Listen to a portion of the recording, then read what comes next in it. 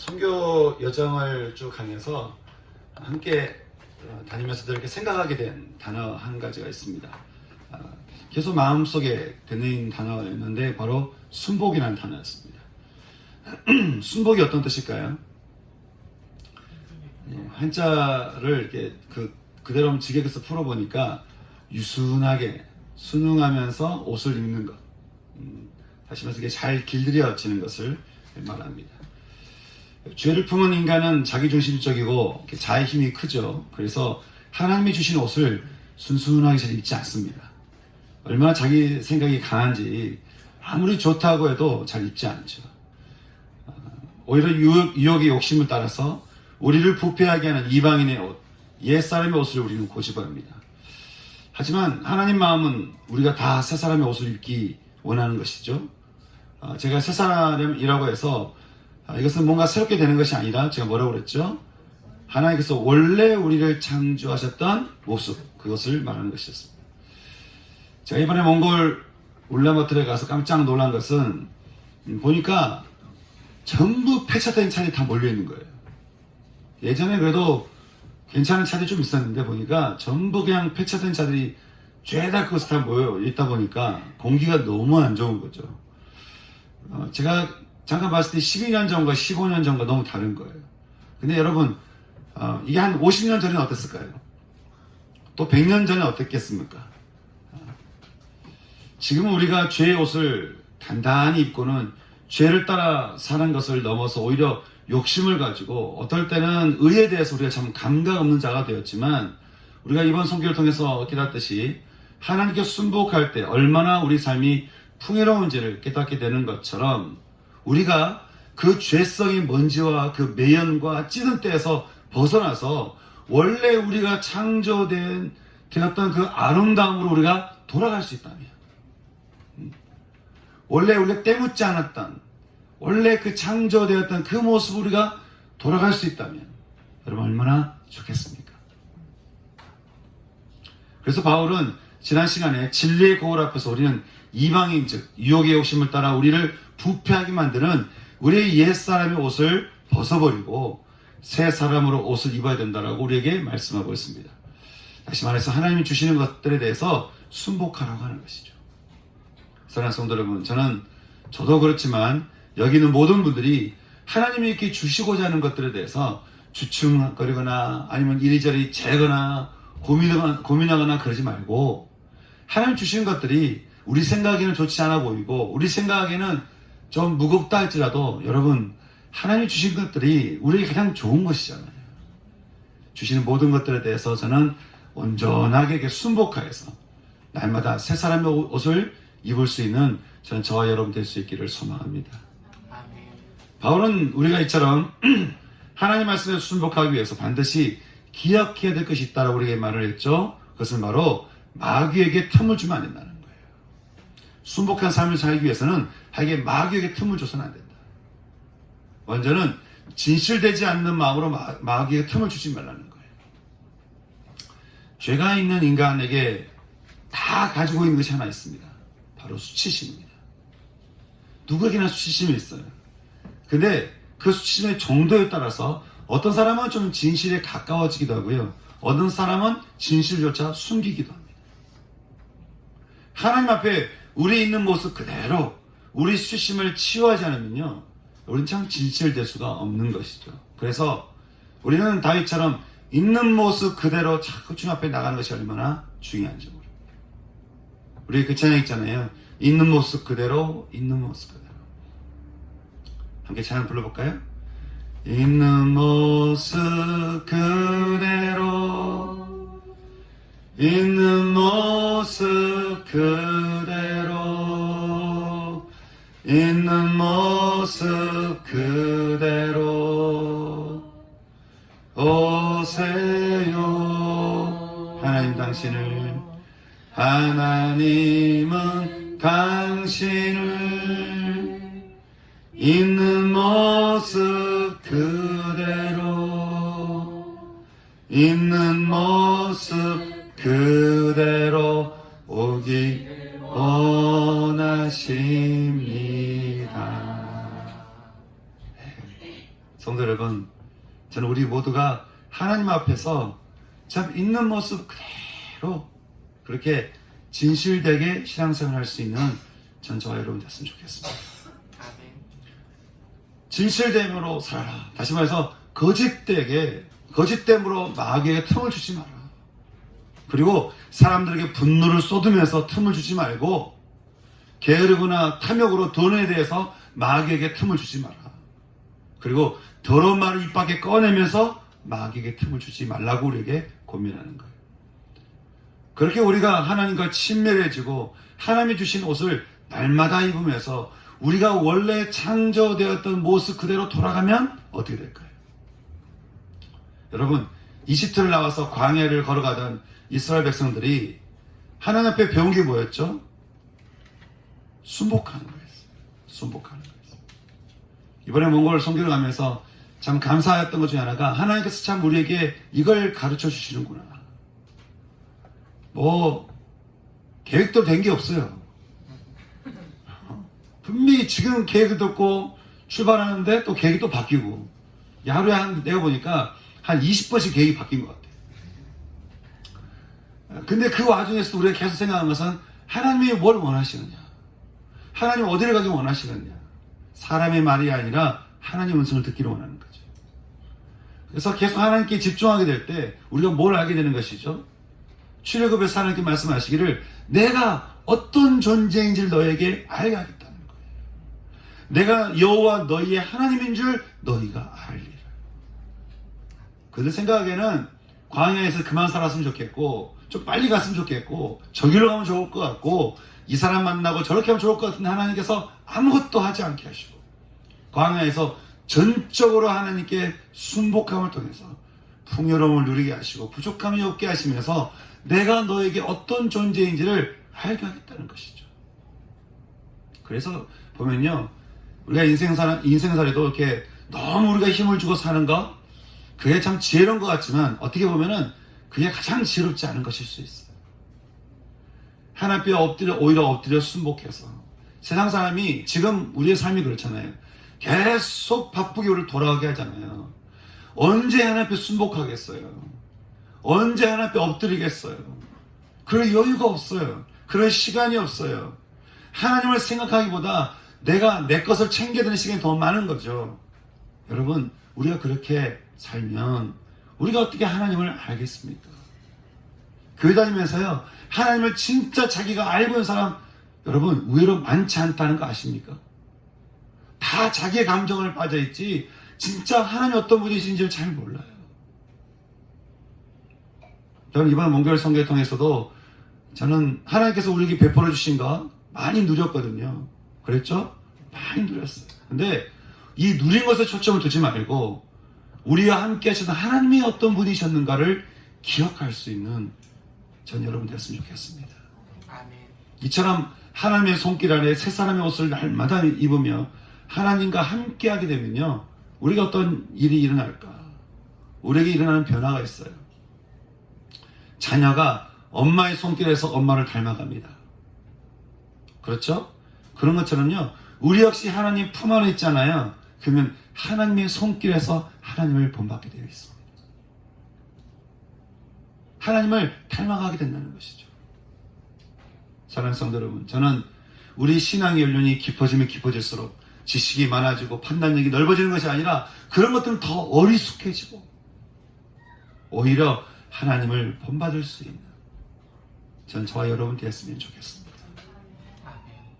제가 춘천 범내교회라고 같이 공부하는 목사님의 교회 성도분이 운영하는 닭갈비집을 한 번씩 간 적이 있는데 여기 저랑 같이 가본 분들도 있을 거예요. 근데 제가 한 번씩 가면 재밌는 이야기 듣는 게 알바생들이 다들 사장님 자랑을 하는 거예요. 나는 알바생들이 그렇게 사장님 자랑하는 것을 제가 별로 들어본 적이 없는데 되게 뒤에서 욕하거나 비난하지. 근데 그렇게 자랑하는 것이죠. 그래서 제가 목사님한테 그 얘기를 했어요. 그랬더니 저한테 아주 놀라운 이야기를 해주는 거예요.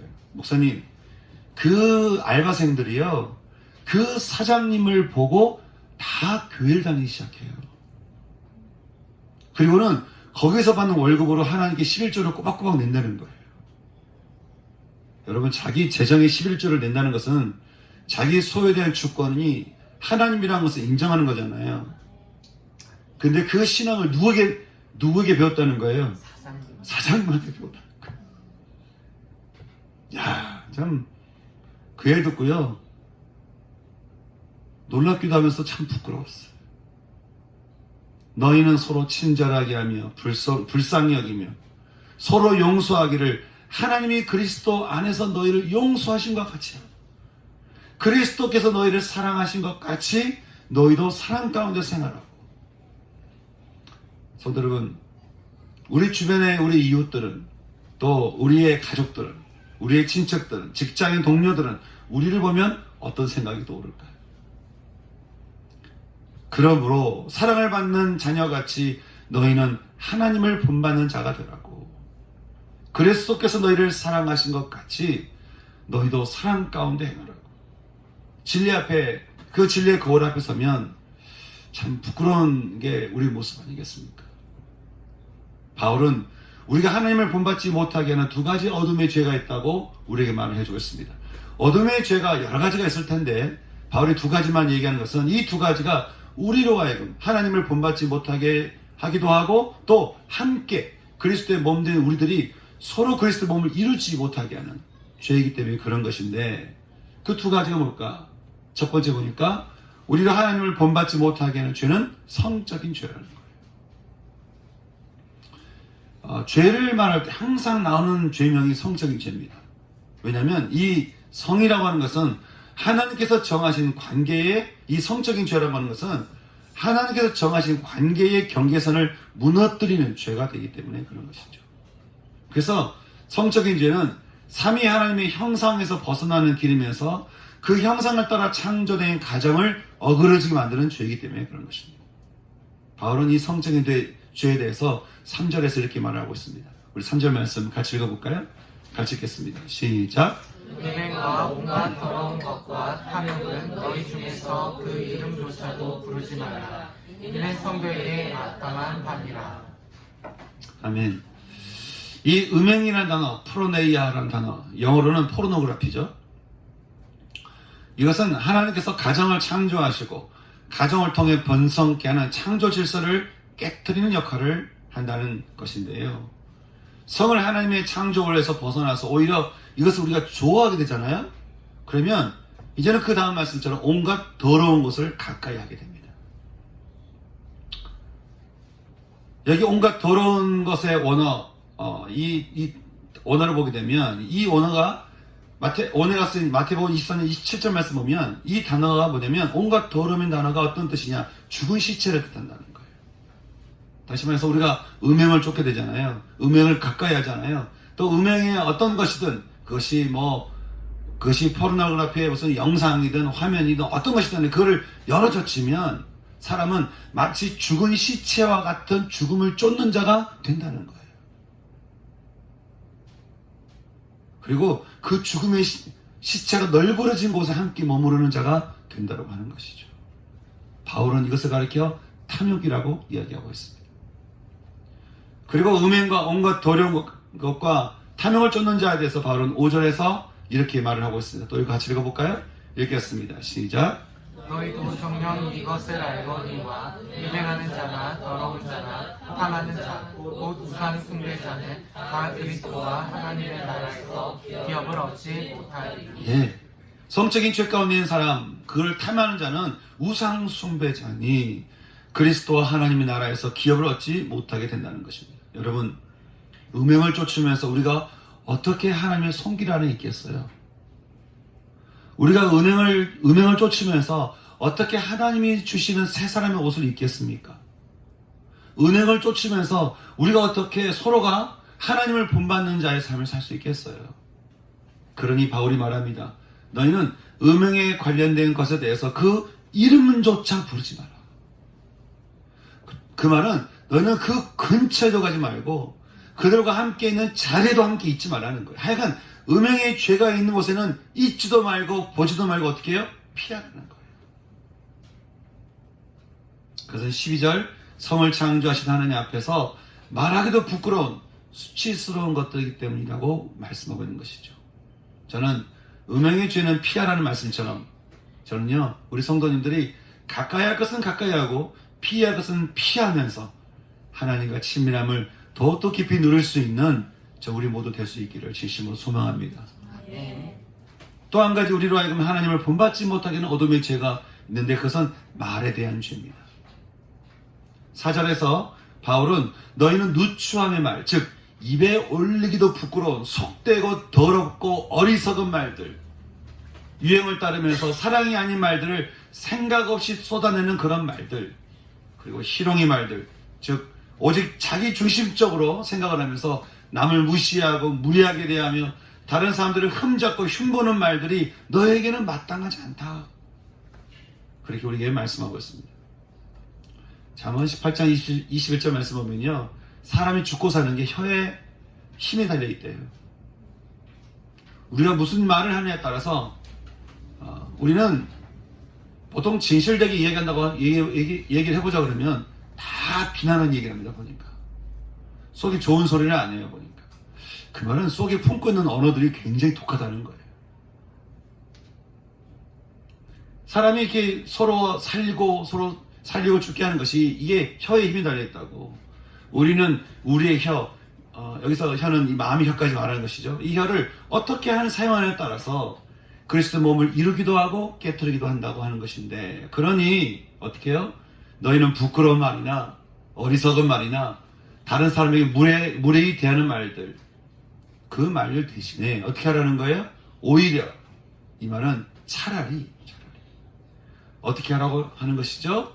감사하는 말을 하라고 바울은 고민하고 있습니다.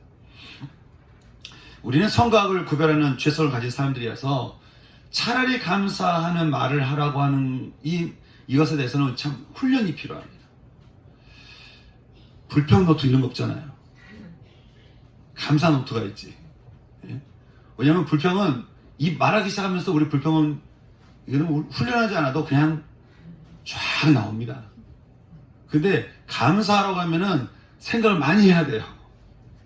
생각을 많이 해야 되고, 그리고 자꾸 말도 만들어내야 되고, 이렇게 계속 떠올려야 되고, 훈련이 필요한 것이죠. 그래서 우리는 감사에 대해서는 습관을 들일 필요가 있어요. 여러분, 하나님께서 주신 모든 것에 대해서 우리 감사하십시오.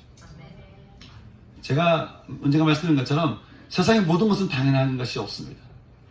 우리가 이렇게 공동체를 모여서 예배 드릴 수 있는 것도 당연한 게 아니에요.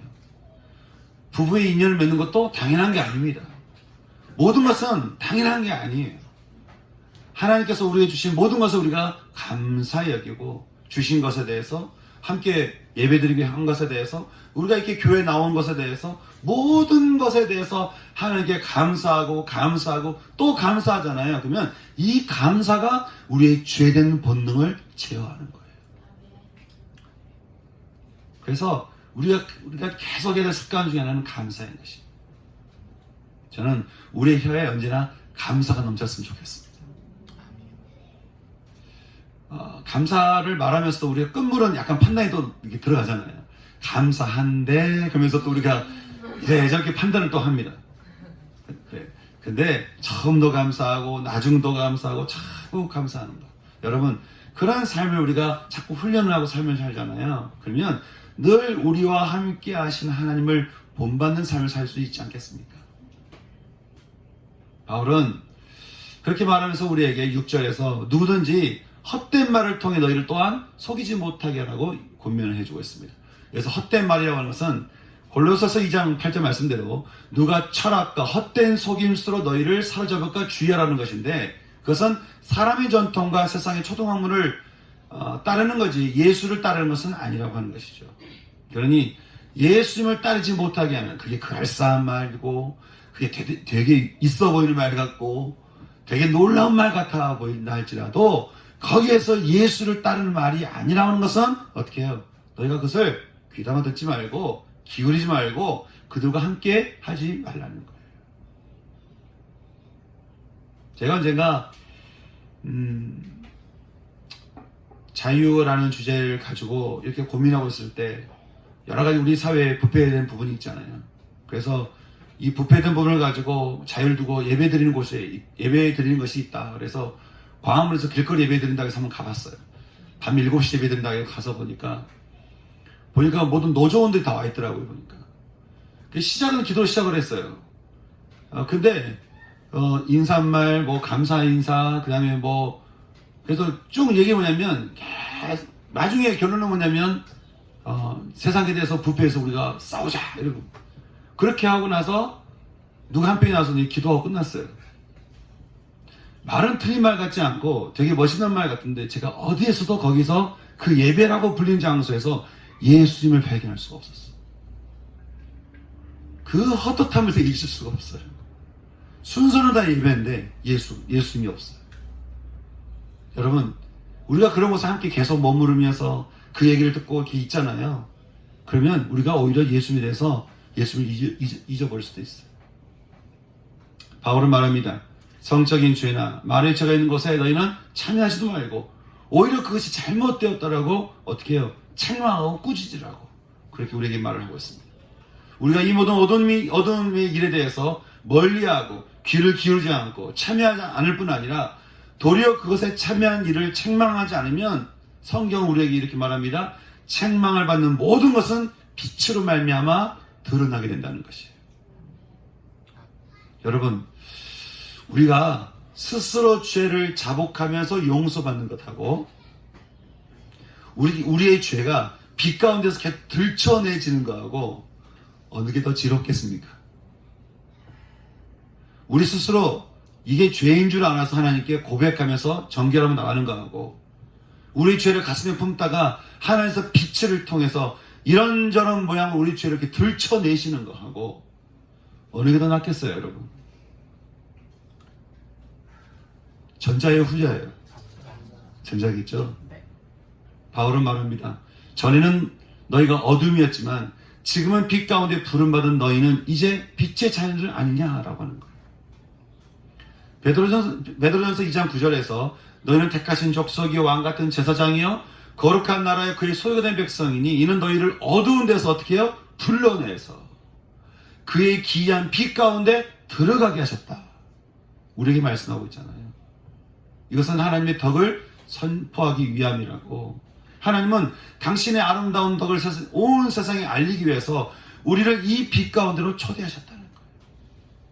그러니 빛 가운데로 초대받은 너희는 이제 누구라고 말하는 것이죠? 빛의 자녀들이라고 말하는 거예요. 우리가 빛의 자녀로 순복하며 하나님을 본받는 자로 살게 되면 우리는 빛의 열매를 맺게 되는데 보니까 빛의 열매가 뭐라고 되어 있죠? 모든 착함과 또 모든 선한 일을 하는 삶을 살게 된다는 거예요. 모든 착함, 다시 말해서 선한 일을 하는 삶을 살게 되고요. 모든 의로움, 하나님께서 우리를 회복시켜 주시는 믿음을 통한 의로움이 임하게 되고요. 모든 진실함, 진실되고 정직한 성품을 가지게 된다는 것이에요.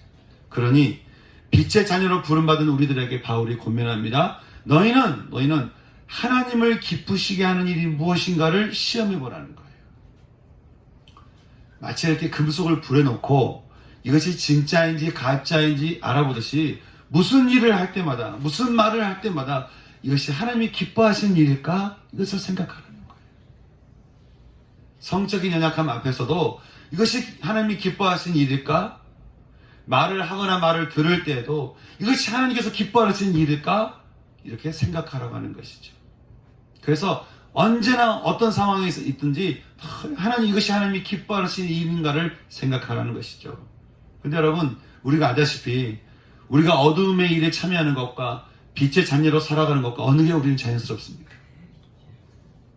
제가 선교 때 몽골 청소년들에게 말했듯이 예수님을 알고 믿는다고 우리가 말은 하지만 사실 우리 가슴 속에서 우리가 따르고 있는 것은 내 경험으로 쌓여진 상식들과 생각들이잖아요. 예수 믿는다고 말은 하지만 진짜 믿는 것은 내 경험이잖아요. 내 상처잖아요. 그러니까 사람들이 상처를 따라 가버립니다. 자기 생각을 따라 가버려요. 예수님 따라 가는 게 아니에요. 그러니 우리가 예수님을 믿는다고 말만 하고 실제로 믿는 것은 다른 것을 믿게 되면 이 두 믿음이 충돌하지 않겠습니까? 만약 다윗이 자신의 경험한 인생대로 그래 나는 참 미움받고 나는 무시받고 나는 버림받은 사람이야 이런 마음을 가지고 그렇게 내가 위축되든지 아니면 공격적인 사람이 되든지 그러면 여러분 어떻게 다윗이 골리앗과 싸워서 이길 수 있었겠어요? 시편 8편은 다윗이 가슴에 품고 있던 믿음에 대해서 이렇게 얘기합니다. 하나님은 나의 힘이시요, 하나님은 나의 반석이요, 하나님은 나의 요새요, 하나님은 나를 건지시는 이요, 하나님은 내가 피할 바위시요, 하나님은 나의 모든 것을 막아내는 방패요, 하나님은 나를 어둠에서 꺼내주시는 구원의 뿌리시요, 하나님 나를 완벽히 보호해 주시는 산성이시라는 거예요. 말할 수 없는 상처 가운데 자랐던 다윗이지만 그런 상처를 믿지 않고 상처로 인한 감정을 믿지 않고 그 모든 것을 능히 회복시키시는 하나님을 믿고 신뢰한 것이에요. 그러니 자신 안에 있는 골리앗을 넘어뜨리는 게 습관이 되어가지고 이제는 눈앞에 보이는 골리앗도 넘어뜨리는 것이죠. 근데 여러분, 이게 다윗에게만 해당되는 믿음이겠습니까? 사람들이 마음속에 있는 다윗 골리앗을 잘 못 무너뜨려요. 마음속에 있는 이 죄로 서 있는 골리앗을 잘 무너뜨리지 못하니까 자꾸 이렇게 뭔가를 합의를 본다든지 뭔가를 이렇게 적절하게 서로 서로 이렇게 뭔가 합의를 보는데, 여러분, 그렇게 해서 골리앗이 무너지겠습니까? 우리 마음 가지고는 할 수가 없는 것이죠. 그러니 이것을 능히 무너뜨리시고 우리를 새롭게 하시는 하나님을 붙들지 않으면 우리 속에 있는 골리앗이든 세상에 있는 골리앗이든 우리가 그것을 능히 무너뜨릴 수 있는 믿음을 우리가 가질 수가 없는 것이죠. 그러니까 빛으로 부름받은 우리를 향해 바울은 아주 명령하듯이 단호하게 이렇게 말합니다. 너희는 의에 대하여, 믿음에 대하여, 빛에 대하여, 새 생명에 대하여 잠자는 자들이여. 어떻게 해요? Wake up! 깨어나라는 거예요. 일어나라는 거예요. 항상 깨어있으라는 거예요. 항상 하나님 앞에 깨어있으면서 하나님이 기쁘시게 하는 것이 무엇인지를 생각하며 하나님의 손길 아래 하나님이 주신 것들을 내가 옷을 입으면서 그렇게 하나님 앞에 순복하는 삶을 살라는 것이죠. 잠들지 마라. 어둠에 잠들지 말고, 세상에 잠들지 말고, 세상의 유혹에, 세상의 흐름에, 세상이 말하는 그런 유행에 의해서 너희가 잠들지 말고 어떻게 해요? 깨어나라는 거예요. 깨어나라는 거예요. 이사야서 60장 1절에서 말하기를 일어나 빛을 발하라. 이는 너에게 빛이 이르렀고 여호와의 영광이 너 위에 임하였다고 하는 것이죠. 그러니 어떻게 해요? 잠자는 자들이여 깨어서 죽은 자들 가운데서 일어나라는 거예요. 그리스도께서 너에게 빛을 비추실 것이라고 하는 것이죠. 그러니 어둠의 옷은 회개하며 벗어버리고 우리를 비추시는 빛 가운데 새 사람의 옷을 입고서 하나님의 손길 아래에 살면서 하나님을 본받는 자의 삶을 살라고 우리에게 말씀하고 있는 것입니다. 여러분, 우리를 빛 가운데로 부르셔서 당신의 손길로 새 사람의 옷을 날마다 입히시며 저와 여러분 우리 모두를 하나님 나라 가운데 살도록 초대하시는 이 하나님 앞에 여러분 우리가 어떻게 나가야 되겠습니까? 아까 잠깐 들었던 찬양처럼 있는 모습 그대로